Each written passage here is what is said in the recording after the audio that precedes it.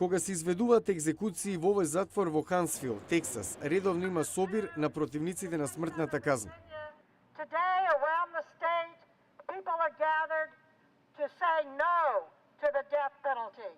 Тексас изведува повеќе екзекуции од било која друга држава, 16 минатата година. Анкетите покажува дека најголем дел од тексашаните ја поддржуваат казната. Еден од нив е Дадли Шарп, кој тврди дека екзекуциите обезбедуваат убиецот да не убива повеќе и да ги одвраќа другите. Шарп вели дека повеќето семејства на жртвите на убиства сакаат пропорционална правда, но не наоѓаат радост во екзекуцијата.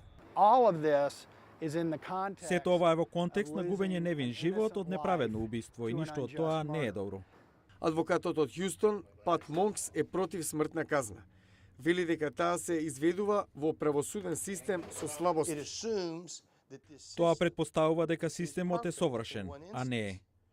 Монкс посочува на случаи кога нови докази доведува до ослободување на затвореници кои се на листа за погубување. Капиталната казна тоа ја нарекува архаична пракса што Америка е наследила од држава која сега ја отфрлила. Доаѓа од Англија, од системот на обичајно право, каде кралот сите не поселува и ние сме негова својна, како и државата. Тие, судиите и обвинителите, се од една страна, ние сме од другата. На почетокот на декември, жалбен суд досуди запирање на планираната екзекуција на убиецот Скот Панети, кој бил диагностициран со шизофренија. Адвокатот од Хјустон, Кетрин Кейс, го застапувала Панети. Гледаме дека се пројавува свест во САД дека не сакаме да екзекутираме луѓе со сериозна ментална болест. Кейс вели дека извршување на казната врз таков човек не служи на целта што повеќе луѓе асоцираат со смртната казна.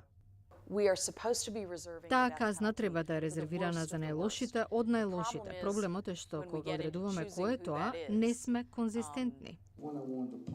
Истражувањата покажува дека помладите испитаници се повеќе за доживотен затвор за убици, отколку за смртна казна и помалку од половина од испитаниците се за екзекутирање на ментално болни.